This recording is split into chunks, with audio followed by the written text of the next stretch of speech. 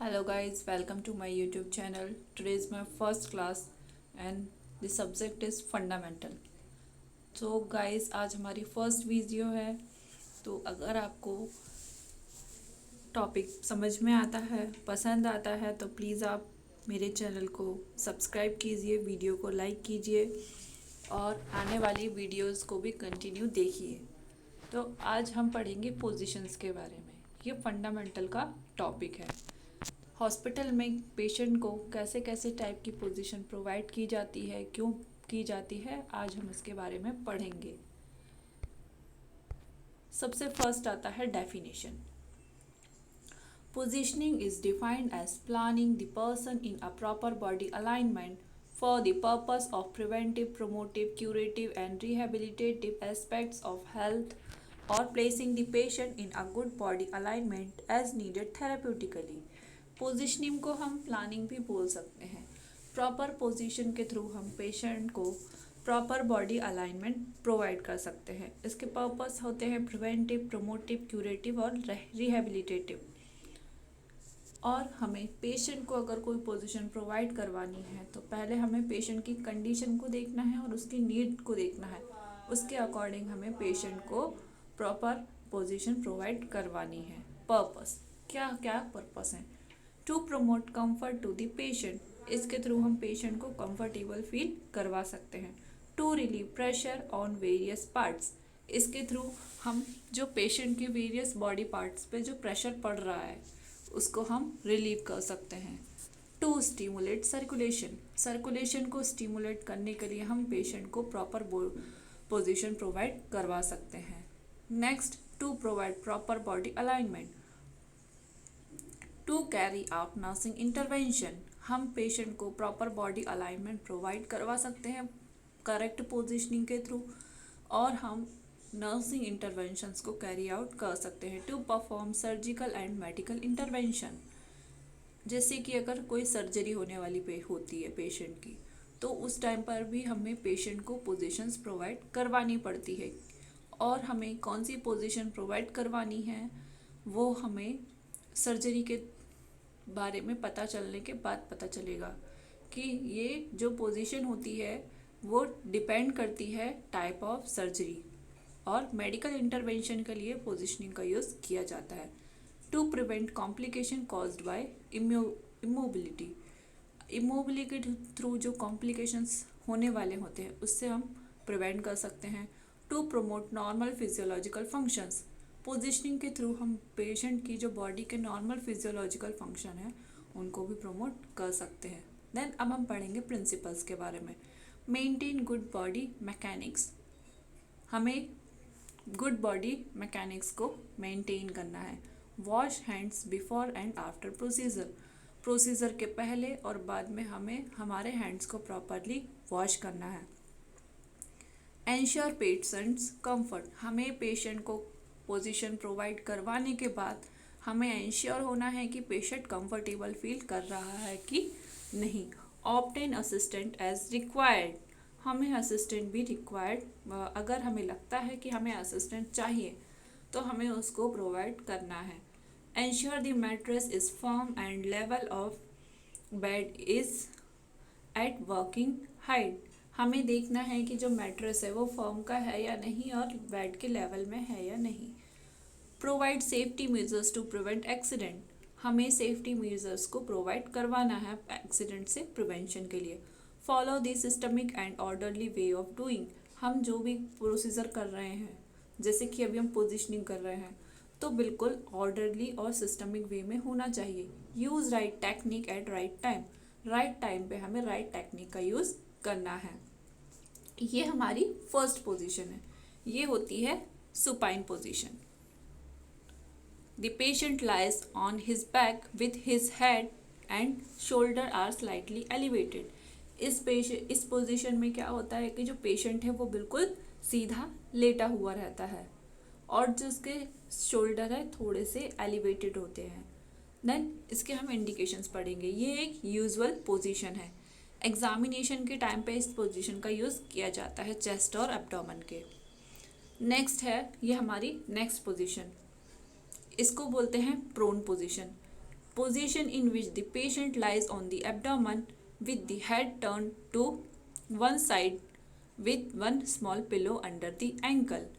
इस पोजीशन में पेशेंट उल्टा लेटा हुआ है, जिसको हम बोल सकते हैं पेट के बल लेटा हुआ रहता है। इसमें हम हेड को वन साइड टर्न करेंगे और स्मॉल पिलो रखेंगे उसके एंकल के यहाँ पर। देखिए ये है हमारी पोजीशन। देन नेक्स्ट इसके इंडिकेशंस। पोस्ट ऑपरेटिव जब पेशेंट की सर्जरी हुई है, मेनली जैसे हिप सर्जरी हुई है, तो हम ये पोजीशन पेशेंट को प्रोवाइड करेंगे। पेशेंट विद प्रेशर सोर, Burns, injuries and operation on the back. Patient को अगर प्रेशर सोर हुआ है, बर्न है, इंजरी है, ऑपरेशन हुआ है बैक साइड का, तब हम पेशेंट को ये पोजीशन प्रोवाइड करेंगे। To relieve abdomen distension. अगर पेशेंट एब्डोमेन डिस्टेंशन से सफ़र कर रहा है तो उसको रिलीव करवाने के लिए हम ये पोजीशन प्रोवाइड करेंगे। देन इंडिकेशंस में कंटिन्यू। रीनल बायोप्सी के लिए इस पोजीशन का यूज़ किया जाता है। बैक के एग्जामिनेशन के लिए इस पोजीशन का यूज़ किया जाता है। Then patient after 24 hours of amputation of lower limbs. अब लोअर लिम्स का एम्पुटेशन हुआ है तो उसके 24 आवर्स के बाद हम पेशेंट को ये पोजीशन प्रोवाइड करते हैं। देन ये है हमारी नेक्स्ट पोजीशन। इसको बोला जाता है lateral position. The client lies on the side with weight on hip and shoulder, और the patient lies on his side with both arms forward and knees and hips flexed. The upper leg is flexed more than lower leg. The upper knee and hip should be at the same level. A pillow is given under the head, back and front to support the arm and abdomen. A small pillow is given between the knees. इसमें patient को करवट दिलाकर लेटाया जाता है। देखिए इस तरह जो पेशेंट है वो करवट लेकर लेटा हुआ है, उसकी एक लेग फ्लेक्स्ड है और एक लेग थोड़ी सी मुड़ी हुई है और दोनों लेग्स के बीच में एक पिलो रखा हुआ है। देन उसकी चेस्ट के सामने, चेस्ट के सामने भी एक पिलो रखा हुआ है और हेड जो टर्न हुआ है पेशेंट का उसके नीचे भी एक पिलो रखा हुआ है। तो इसको बोलते हैं हम lateral position. Indications. Patient who requires periodic position changes. जैसे बहुत टाइम तक पेशेंट एक ही पोजीशन में लेटा हुआ है तो हमें लगता है कि पेशेंट की पोजीशन चेंज करना चाहिए, तब हम पेशेंट की पोजीशन चेंज करेंगे। इन immediate post operative patient. Post operative patient को भी हम उसकी कंडीशन के अकॉर्डिंग ये पोजीशन प्रोवाइड करवा सकते हैं। Use for examination of perineum. Patient के पेरिनियम एरिया के एग्जामिनेशन के लिए हम इस पोजीशन का यूज़ करेंगे। Inserting suppositories. सपोजिटरीज के इंसर्शन के लिए हम इस पोजीशन का यूज़ करते हैं। For taking rectal temperature. जब हम पेशेंट का रेक्टल टेम्परेचर मेज़र करेंगे तब हम पेशेंट को ये पोजीशन प्रोवाइड करेंगे। For giving back care. Patient को बैक केयर देने के टाइम पे भी हम यही पोजीशन प्रोवाइड करेंगे। For giving enema and colonic irrigation.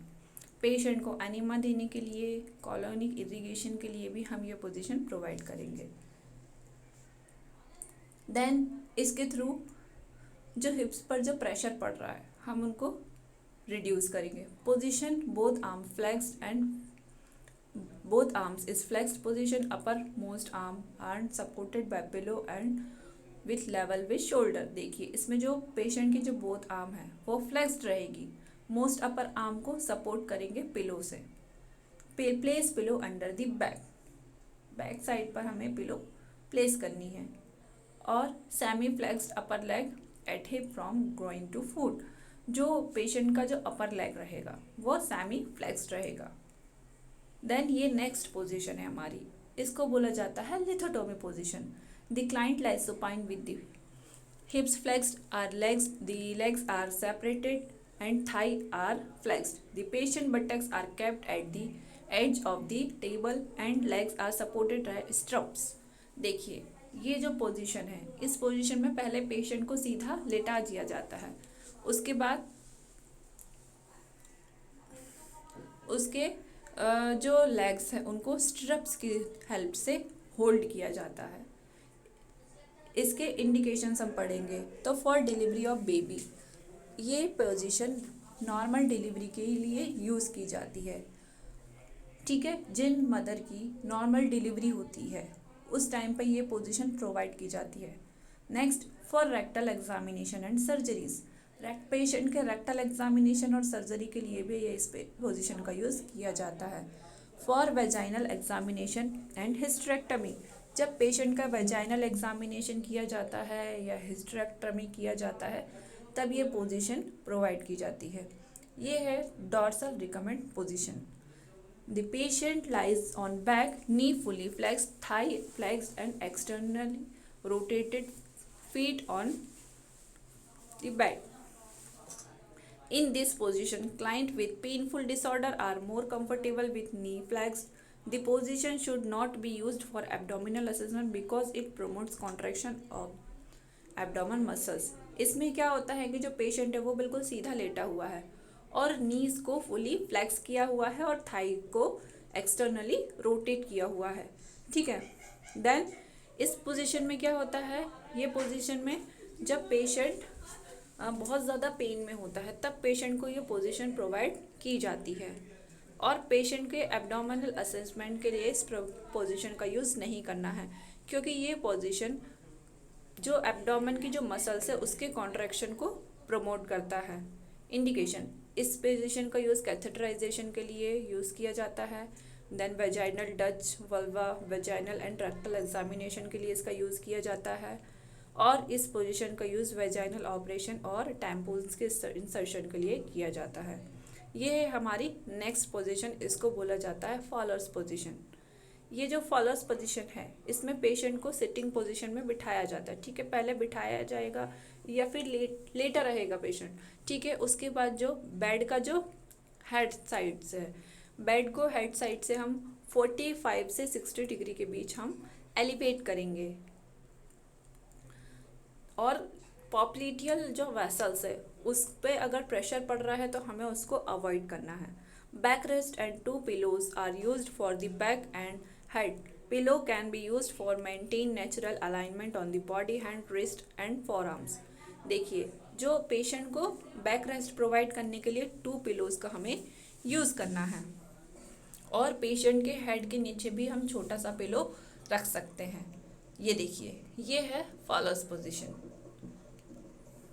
ये देखिए, हम 30 डिग्री पर भी एलिवेट कर सकते हैं, इसको हम सेमी फॉलोअर्स बोलेंगे। हाई फॉलोअर्स में मोर देन 80 डिग्रीज और फॉलोअर्स पोजीशन में हेड को 45 से 60 डिग्री के बीच में हम एलिवेट करेंगे। देखिए, ये 90 डिग्री पर किया गया है। Indication, to relieve dyspnea, dyspnea से रिलीव करने के लिए हम ये पोजीशन प्रोवाइड करेंगे। सर्कुलेशन को इम्प्रूव करने के लिए ये पोजीशन प्रोवाइड करेंगे और जो मसल्स है उनको रिलैक्स करने के लिए, ठीक है। जो एब्डोमेन, बैक और थाई की जो मसल्स हैं उनको रिलैक्स करने के लिए ये पोजीशन प्रोवाइड करेंगे। To relieve tension and abdomen stretcher, हम इसके थ्रू एब्डोमेन स्ट्रेचर और टेंशन को भी रिलीव कर सकते हैं। ये आती है Sims position.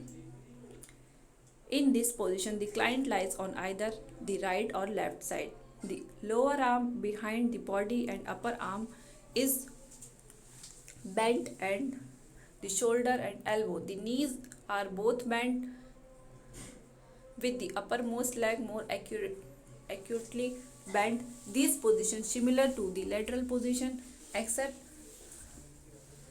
that the patient weight is on the anterior aspect of the body, the patient's shoulder, girdle and hip. देखिए, ये जो सिम्स पोजीशन है इसमें जो पेशेंट जब ये पोजीशन लेता है तो वो राइट साइड भी ले सकता है और लेफ्ट साइड भी, ठीक है। इसमें एक जो लेग रहेगी वो बिल्कुल फ्लेक्स रहेगी और जो दूसरी लेग है उसको थोड़ा सा बेंड किया जाएगा। ऐसे ही हम हैंड के साथ करेंगे। जो एक हैंड है वो बिल्कुल फ्लेक्स्ड है और जो दूसरा हैंड है वो भी थोड़ा सा बेंड है और जो हेड है वो टर्न हुआ है और इनके नीचे हमें पिलोज को प्लेस करना है। इंडिकेशन, ये जो पोजीशन है उसका यूज़ वेजाइनल और रेक्टल एग्जामिनेशन के लिए किया जाता है। जब पेशेंट को हम एनिमा एडमिनिस्ट्रेशन करते हैं या सपोजिटरीज का यूज़ करते हैं तब इस पोजीशन का यूज़ किया जाता है। देन इसका यूज़ एंटीनेटल एक्सरसाइज और रिलैक्सेशन के लिए किया जाता है, और सिग्मोइडोस्कोपी एंड प्रोक्टोस्कोपी के लिए इस पोजीशन का यूज़ किया जाता है। देखिए इमेजेस, सिग्मोइडोस्कोपी भी देखिए और प्रोक्टोस्कोपी भी देखिए।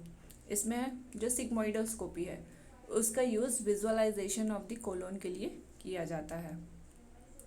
ये है हमारी next position, Trendelenburg position. In this, the patient lies on the back with the head low. The foot of the bed is elevated at 45-degree angle. Entire frame of bed is tilted with head of the bed down. इसमें क्या किया जाता है, इसमें जो patient का जो bed है वो हेड साइड से एलिवेट ना करते हुए लेग साइड से एलिवेट किया जाता है, और हम इसको 45 डिग्री तक एलिवेट कर सकते हैं। इंडिकेशन, ये इमरजेंसी सिचुएशन जैसे शॉक हो गया, हेमरेज, हाइपोटेंशन, इन इमरजेंसी सिचुएशन में इस पोजीशन का यूज़ किया जाता है। पॉस्चरल ड्रेनेज में इसका यूज़ किया जाता है, और अगर पेशेंट को डीप वेन थ्रोम्बोसिस हुआ है तब इस पोजीशन का यूज़ किया जाता है। देन ये नेक्स्ट आती है knee chest position. The patient rest on the knees and the chest. The body is at 90 degree angle to the hips with back straight, the arm above the head and the head turned to one side. The abdomen remains unsupported. देखिए इसमें हम prone position में पहले patient को लेटा देंगे, उसके बाद जो उसको हिप साइड से एलिवेट करेंगे। ठीक है, देख सकते हैं आप इस पोजीशन को, ये हमारी नी चेस्ट पोजीशन है। इसका यूज़ कैसे किया जाता है, क्यों किया जाता है? Use for vaginal and rectal examination. हम इसका यूज़ वेजाइनल और रेक्टल एग्जामिनेशन के लिए कर सकते हैं। अगर कॉर्ड प्रोलैप्स हुआ है या फिर रेट्रोवर्टेड यूट्रस है तो उसके ट्रीटमेंट में हम इस पोजीशन का यूज़ करते हैं, और पोस्टपार्टम और गायनेकोलॉजिकल पेशेंट के लिए हम इस पोजीशन का यूज़ कर सकते हैं उनकी एक्सरसाइज के लिए। अब ये हमारी नेक्स्ट पोजीशन है, इसको बोला जाता है orthopneic position. High Fowler's position with the over bed table to the place across the front of the patient. इसमें एक बेड टेबल पेशेंट को प्रोवाइड किया जाता है, पेशेंट के सामने रखा जाता है, और उसके बाद जो पेशेंट के जो बोथ हैंड्स है वो टेबल पर रख दिए जाते हैं, और अगर वो पिलो रखना चाहता है तो वो पिलो भी रख सकता है। Then leaning forward facilitates respiration by allowing maximum chest expansion by reducing pressure of abdominal organs on diaphragm. देखिए पहले तो ये जो पेशेंट बैठा हुआ है इसके सामने लाया गया है टेबल। अब टेबल के ऊपर एक पिलो रखा गया है, उसके ऊपर दोनों पेशेंट के दोनों हैंड्स रखे हुए हैं, और पेशेंट रिलैक्स फील कर रहा है। ठीक है, तो ये चेस्ट एक्सपेंशन के लिए बोल सकते हैं हम, और जो एब्डोमेन ऑर्गन है उन पर प्रेशर पड़ रहा है बहुत, तो उसको रिड्यूस करने के लिए किया जा सकता है। Indication, patient with severe dyspnea, जब पेशेंट डिस्निया से सफ़र कर रहा हो सीवियर, तब हम इस पोजीशन का यूज़ कर सकते हैं। कार्डियक पेशेंट के लिए हम इस पोजीशन का यूज़ करते हैं। पेशेंट फॉर थोरासिंथेसिस के टाइम पे हम यूज़ कर सकते हैं। और patient with chest drainage tube, जब पेशेंट को चेस्ट ड्रेनेज ट्यूब लगा हुआ है तब हम इस पोजीशन का यूज़ कर सकते हैं। Thank you. अगर आपको ये वीडियो पसंद आया है तो प्लीज़ सब्सक्राइब कीजिए और वीडियो को लाइक कीजिए और शेयर कीजिए। Thank you.